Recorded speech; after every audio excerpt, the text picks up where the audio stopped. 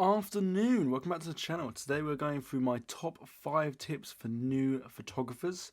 Stuff that I would, if I could go back in time and tell myself when I was first starting photography, I would tell myself this stuff. So, I'm here, I can't do that, I'm here to tell it to you.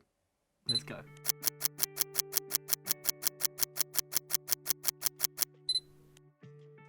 Before we jump in, don't forget to like the video, massively helps me out. Subscribe if you aren't already, because that also massively helps me out, and we're growing the community and I'd love to have you along, so join. So as I say, it's my top 5 tips for new photographers. This is entirely my opinion, this is going to be subjected to me, and I'm sure other photographers have their own top tips that they would like to give. However, this is what I think are not the most important things to know, but just some top tips that I would like to give and would like to share with you if you're new, or maybe you're not new, maybe you just need to hear this. So, biggest one is don't do it for the followers, the likes, the subscribers. Don't do it for the numbers. Don't do it for the numbers. When I say don't do it for the numbers, I mean both photography as a whole, posting your photography online, and following trends. So we're gonna break that down real quick. Do it for the process, because you need to, if you're going to enjoy it, if you're going to do photography, you need to enjoy it, and you need to fall in love with the process of doing it, which means you don't just go and do photos and think, I'm going to make this photo, I'm going to create this scene in this shot because it's going to get loads of likes, it's going to get me loads of followers. No, that's the wrong reason. You need to be in love with the process, and then you're actually going to get rewarded with likes and follows because your work speaks for itself. And when I say don't follow trends for the likes and the follows and everything like that, is because back when Instagram was the biggest social media, the biggest platform for photographers, I'd say 4 to 5 years ago. I'm not saying it's not now, that's a whole other topic which I've done a whole other video on, but there was this point in time where Instagram became this competition between photographers where everyone was trying to follow the exact same trend, and I would be scrolling through my feed and every single shot was the same thing. It was all look-up shots. It was all super bright, colourful nighttime shots of neon lights and smoke bombs and all. Like, that looks really, really cool, but don't do it for the likes and follows. If you're going to start dabbling in certain areas of photography because you've seen it online or because it's a trend, do it because it interests you to create that yourself, more to the point of figuring out how they did it and use it for a learning curve.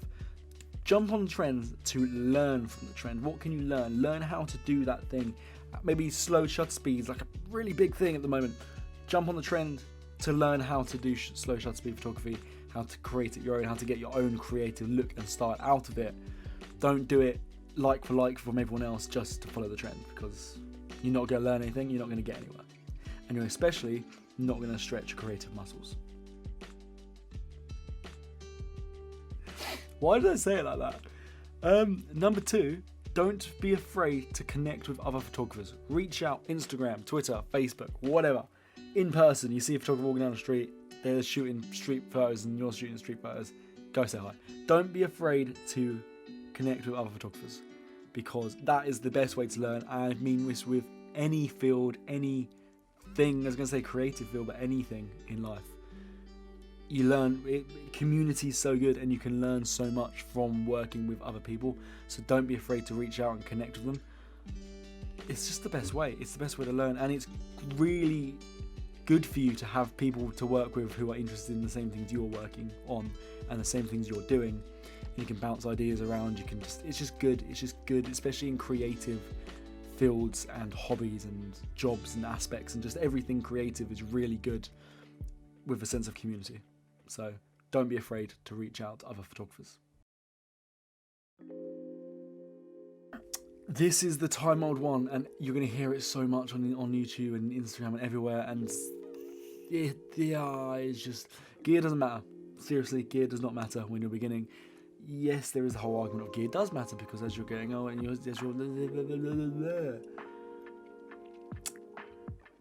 when you're beginning in photography and you're doing this for a hobby, gear doesn't matter. As long as it allows you to learn, gear doesn't matter. You can start off on your iPhone. learn compositions, learn shadows, learn the use of lighting, learn angles, learn how to frame your subjects, everything like that. Move up to a DSLR when you've learned everything you can from your iPhone. Once you're on the DSLR, now you can start playing with manual mode and you can start learning aperture, shutter speed, ISO. How these things affect your photo and your frame and the image you're creating. Got a video on that, linked up above here. Learn. Gear doesn't matter, learn from your kit. That leads me straight into point number 4 of don't upgrade your equipment until you have squeezed everything you can get out of it. There is the caveat of if you are taking on paid work, you're at that level now where you're taking on paid work and you're still running around with an entry-level DSLR. Maybe you should upgrade to something a bit better that's going to deliver a higher quality product. That's the caveat I'm going to put in there. But at the beginning, when you start with photography, I think when you start anything, literally anything in life, you get your first car, camera, mountain bike, skateboard, BMX, anything, I don't know. But when you first get it and then you get going on it and you're getting kind of good at it and you're like, oh, I want a better one now. He's got a faster car, his camera shoots quicker, his mountain bike has bigger wheels than me and it goes fast down the trails and I need that now. No, wait until you've learned everything you can from your camera before you upgrade it, because there is so much to know about it. There's so much ins and outs of cameras, and I know for a fact that when I upgraded from my first DSLR, which was a D3100, to my D7100, I would say I was about 90% there. There is still more I could have learned from the D3100, which I then learned while using the D7100, but I could have squeezed more out of it, and I am confident in saying I don't think you should upgrade your equipment unless you have to, until you have learned everything you can from it, because you don't need to, and all the extra stuff that comes with it will kind of distract you, and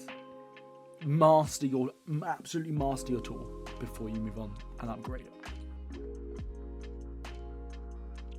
And the last point, which is also gear related, and it's also about buying gear, but it's you don't need every single piece of gear that you see online, you see YouTubers using, you see photographers using. You don't need every single piece of gear at all. You really don't need it. You need what you need, and I know it's a very vague sentence, but it's true because it's different to every single person. But over so many filters, stupid filters that I bought when I first started photography, because I saw them online. I was like, oh, I need that, like a half polarizer thing for sunsets. It was going to make my sunset photos 100 times better. I never noticed a single difference when using that thing. The little, I don't even know. You don't need it. Don't get me wrong. Maybe not that half sunset part. I mean, sure, that has a purpose, but there is a time and place where those things can have a purpose. But when you're starting out photography, you don't need to go and spending money on loads of different pieces of equipment. All you need is your camera, your lens, and the ability to go and take photos, and just learn it. You don't need to go and spend loads of money on stupid filters like I did. I had so many. I bought sets of ND filters and polarizer filters. I never used them. I still barely ever use my filters now. To be honest, I can use some of them sometimes when there's a time and place for it, but I'm just not a massive filter fan. It might be because I had too many filters in the beginning, but that's it. Quick little video.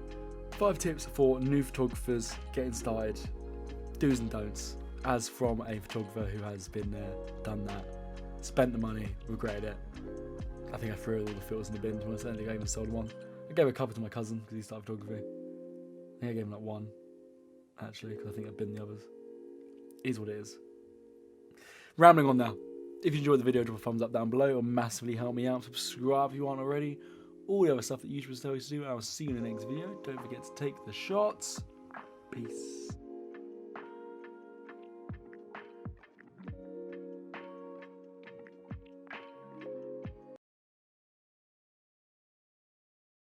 Number 2, don't.